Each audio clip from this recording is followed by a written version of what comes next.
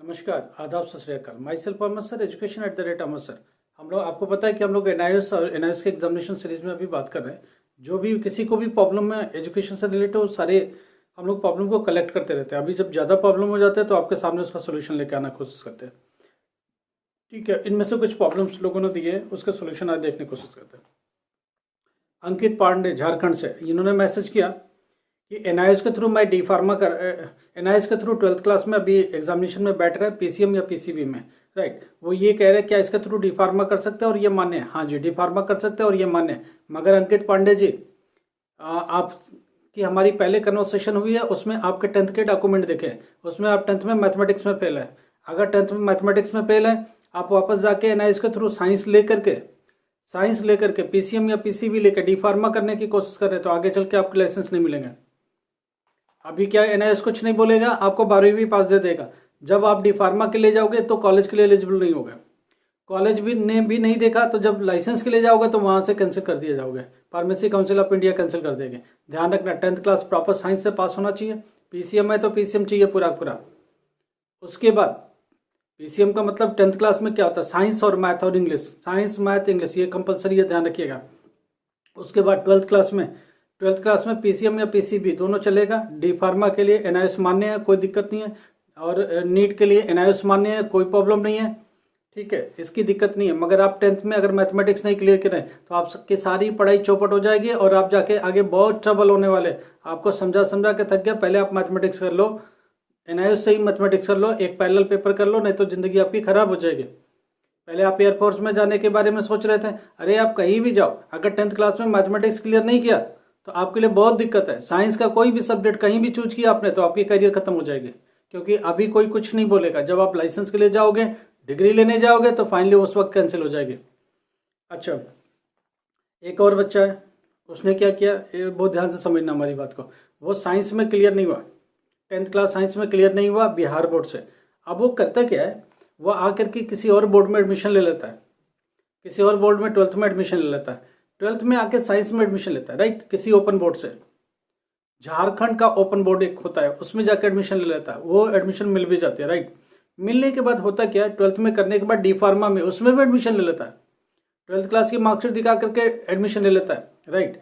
कहाँ? यूपी में उसने डी फार्मा में एडमिशन लिया। लेने के वहाँ भी कोई प्रॉब्लम नहीं है, किसी ने ध्यान दिया नहीं, 12th की मार्कशीट देखी, आगे बढ़ा दिया, सब कुछ हो गया। होने के बाद हुआ क्या, फार्मेसी काउंसिल ऑफ इंडिया जाना पड़ता है उसको लाइसेंस के लिए। तो एक पर्टिकुलर स्टेट के लिए जोन होता है, वहाँ जाना पड़ता है ऑफिस में। जब वो गए तो उन्होंने 10th की मार्कशीट 12th की मार्कशीट जब देखी तो उन्होंने उसकी डिग्री कैंसिल कर दी है और उसके बाद उसके लाइसेंस भी कैंसिल कर दिया, कुछ भी नहीं दिया उसको। तो सारी पढ़ाई चली गई, 12वीं भी चली गई, 10वीं भी चली गई, सब जीरो हो गया। वो वापस से जाके 10वीं ठीक करेगा वो। तो घर का रहा ना घाट का रहा। तो ऐसा काम प्लीज़ मत करें, थोड़ा टाइम दे दें। क्या फ़र्क पड़ता है एक अलग से सेपरेट मैथ करने में, आप उसके पीछे फंसे पड़े हैं।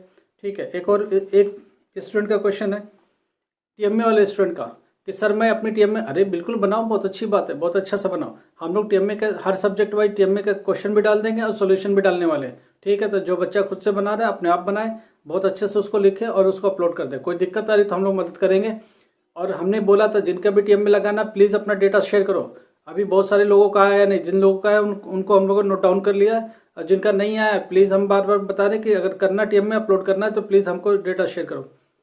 अगर नहीं करोगे तो हमारा कुछ फ़र्क नहीं पड़ता, हम लोग के जितने स्टूडेंट नोन होंगे वो डाल दिए जाएंगे। जो लोग हम तक अप्रोच कर रहे हैं उनके टीएमए हम लोग लगा देंगे, बाकी का नहीं पता। इधर एक स्टूडेंट है, उसका कॉल ये है, उसने क्या करा है, ये भी बिहार बोर्ड से 12th क्लास पास आउट है, साइंस से पास आउट है, पीसीएम पास आउट है, नहीं पीसीएम नहीं है सॉरी, आर्ट साइड से पास आउट, हिस्ट्री ज्योग्राफी कुछ लेकर के पास आउट है।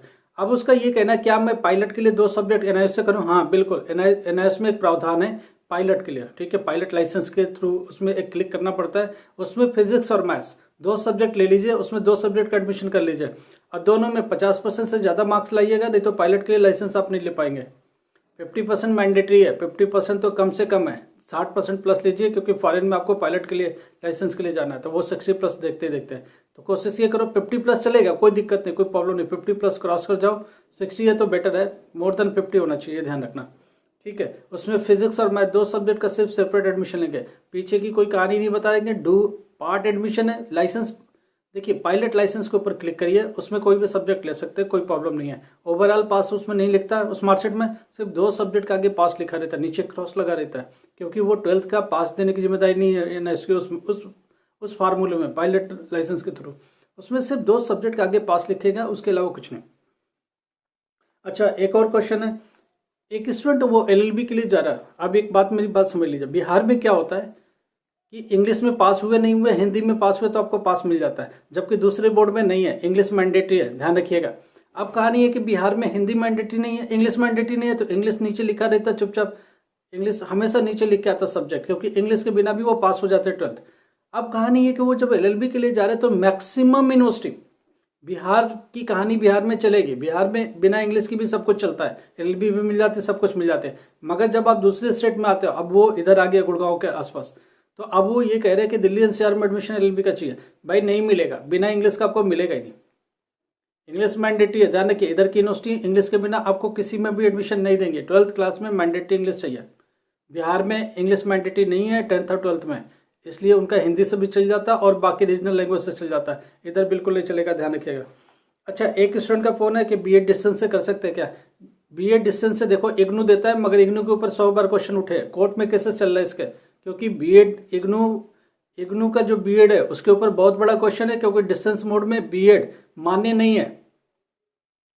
हाई कोर्ट के कुछ वर्डिक्ट्स आए, कोर्ट के वर्डिक्ट आए, उसमें BEd रेगुलर ही मान्य है। अब इग्नू उसको जस्टिफाई करता रहता है, वो बार बार कटघरे में खड़ा रहता है। तो क्या आप ये चाहते हो कि BEd ऐसा कर ले कि पूरी जिंदगी में कोर्ट कचहरी चक्कर लगाते रहे? नहीं, ऐसा मत करो। अगर आप अभी करना चाहते हो तो BEd रेगुलर करना और ध्यान से करना, ठीक है? क्योंकि BEd अगर ठीक से नहीं किया, कल को टीचर सरकारी बनने जा रहा तो कोई नहीं पूछेगा आपको। उसके बाद एक और क्वेश्चन है, एक बच्चा ये कि लेट से अभी जैसे वो पास हुआ लेट से, ठीक है, उसने री का एग्जाम दिया CBSE से, और री के एग्जाम के बाद कंपार्टमेंट के बाद वो लेट से पास हुआ, वो किसी यूनिवर्सिटी में एडमिशन नहीं ले पाया, ठीक है, तो क्या वो ले सकता है? अभी यहाँ ध्यान से किसी यूनिवर्सिटी में एडमिशन मिल सकता है क्या? अभी इधर देखो, हम लोग पास जो यूनिवर्सिटी है ऑनलाइन एजुकेशन मिलेगा आपको, कोई प्रॉब्लम नहीं है, कहीं भी बैठे रहो पूरे हिंदुस्तान में, कहीं भी एडमिशन दे सकते हैं। अभी दिसंबर में पेपर होने जा रहा है, अगर आपका 1 साल हो गया तो ये पूरा साल आपका बच जाएगा। दिसंबर 2023 अभी दिसंबर 2023 में पेपर होने जा रहा है, इसमें अगर पूरे साल का रह गया तो दोनों सेमेस्टर का एग्जाम पॉसिबल हो जाएगा, ठीक है, हम लोग करा देंगे, कोई दिक्कत नहीं है, ठीक है। एडमिशन के लिए सारे डॉक्यूमेंट जो चाहिए वो आप हमको मैसेज करो, बता दें। BA किसी का रह गया, BCom रह गया, BBA रह गया, ठीक है, MBA रह गया, ये सब हो जाएगा डिस्टेंस मोड में, मगर ये सब ऑनलाइन पेपर होगा, वो हम लोग पूरी मदद आपकी करेंगे, कोई दिक्कत नहीं। लैपटॉप कंप्यूटर लेके कहीं हिंदुस्तान कोने में बैठो, मोबाइल लेके बैठो, आपका पेपर हो जाएगा, ठीक है। 1 साल का पूरा छूट रहा है, आपका पूरा 1 साल कवर हो जाएगा टिल दिसंबर तक। इस दिसंबर में एग्जाम होगा, 1 साल का बस पेपर बचेगा, इसके सिवा कुछ नहीं बचेगा, ठीक है। तो ये इनका एक सोल्यूशन है, राइट। और भी स्टूडेंट का कुछ क्वेश्चन है, बट अच्छा एक और क्वेश्चन है उमेश कुमार का, गुजरात से। उमेश कुमार ये कहते हैं कि मैंने टेंथ में एक सब्जेक्ट का मेरा कोई री लग गया, मैंने और 12th मैंने उसके भी आप एडमिशन ले लिया। कुछ स्टेट में ऐसा होता है कि एक सब्जेक्ट में री ले लेता तो वही स्टेट आपको आगे एडमिशन भी ले लेता है, और वो बोले कि री के जो एक बार क्लियर था वो हुआ नहीं, अब मैं क्या करूं? भाई हुआ नहीं, 1 साल खराब हो गया तो आपका 10th भी गया, और जो 12th में एडमिशन 11th में लिया तो वो भी खत्म हो गया, ठीक है। अगर सारे चांस क्रॉस हो गए तो दोनों खत्म हो गए, समझ में आ रही है? वापस से 10th में जाओ, 10th का एडमिशन दो, 10th का फ्रेश एडमिशन अब लगेगा, ठीक है ना, वो कहानी खत्म हो गई 10th की। वापस से 10th करना पड़ेगा, फिर 12th करना पड़ेगा, क्योंकि 10th क्लियर नहीं है, 12th में परमिशन आपको मिल गई है, तो इसका मतलब ये नहीं हुआ, वो एक टेम्परेरी परमिशन है कि आप 10th कर लोगे। इस बिहाफ पर आपने एक शपथ पत्र या एफिडेविट उसके साथ लगा रखा है कि जनाब मैंने इसके बिहाफ पर एडमिशन लिया, या उसके बिहाफ पर ही आपको एडमिशन मिला है कि आप क्लियर कर लोगे। इस दौरान आप उसे क्लियर नहीं कर पाते, इसका मतलब आप एलिजिबल नहीं हो प्रमोट होने के लिए, आगे के एडमिशन भी नल एंड वाइड हो जाएंगे और पीछे वाले भी खत्म हो जाएंगे।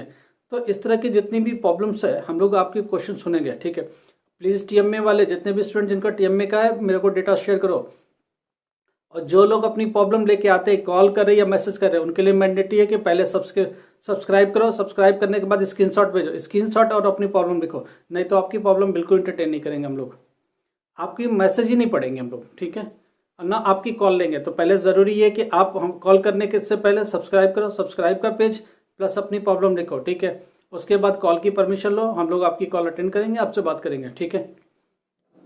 और एक अभी एक कॉल आ रहा था कि 33% पास वाला कहानी चल रही है।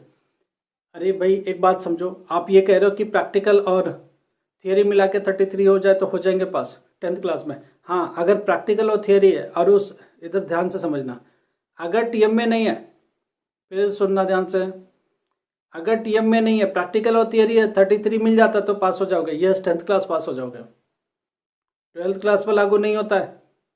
अब रुकना, टीएम में भी है, प्रैक्टिकल भी है और थियरी भी है, तो ऐसे तो प्रैक्टिकल और टीएम में मिला के 33 हो जाएगा। जी नहीं, उससे पास नहीं होगा, उन दोनों को मिला के पास नहीं होगा। थियरी में भी एक रीजनेबल मार्क्स आनी चाहिए, कम से कम एक लेवल का मार्क्स आना चाहिए, तब जाकर के तीनों मिला के पास देगा बोर्ड। ऐसे पता चला आपके थियरी में 0 है, प्रैक्टिकल और टीएम में मिला के 33 हो गया, तो क्या पास देगा बोर्ड? बिल्कुल पास नहीं देगा। ठीक है, चलो थैंक यू सो मच। और भी कोई प्रॉब्लम है तो आप लोग लेंगे, मगर मगर मगर मगर आपको प्रॉब्लम पूछनी है, प्रॉब्लम का सोल्यूशन चाहिए, तो सबसे पहले सब्सक्रिप्शन पेज को आपको स्क्रीनशॉट भेजना पड़ेगा, साथ में सब्सक्राइब करना पड़ेगा, आपको हम लोग के पार्ट बनने पड़ेंगे। हमारी फैमिली जो आपके साथ हमारी एक बॉन्डिंग है, वो बॉन्डिंग बरकरार रहनी चाहिए, तभी आपके क्वेश्चन का एंटरटेनमेंट होगा। एक्स्ट्रा लोगों को एंटरटेन करने की कोई ज़रूरत नहीं हम लोग को। Thank you so much.